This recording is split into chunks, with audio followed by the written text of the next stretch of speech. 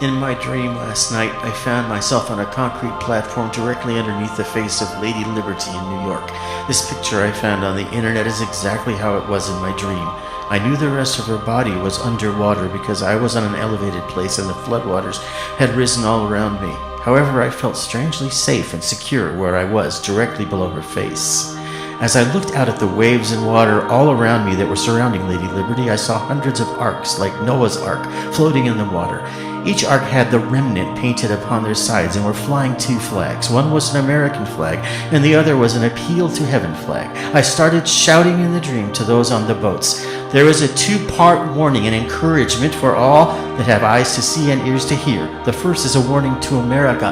Lady Liberty is up to her neck in the floodwaters of destruction that represent tyranny, anarchy, and a demonic agenda that seeks to destroy the freedoms that this great nation was founded upon. If you do not rise up in this hour and fight for your liberties, they will be taken away far sooner than you ever realized. As I shouted this, there was an ear-piercing alarm that went off all over America that specifically shook California.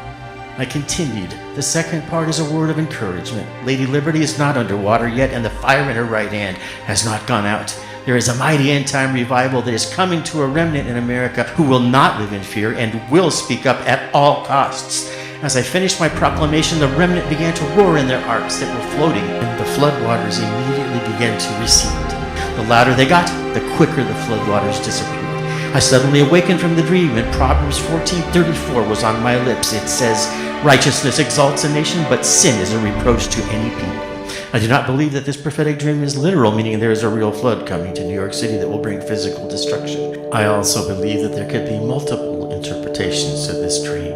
What I have shared is what was revealed to me by the Spirit and what I specifically said in the prophetic dream and wrote down upon waking up. Let the remnant arise. Jeremiah Johnson.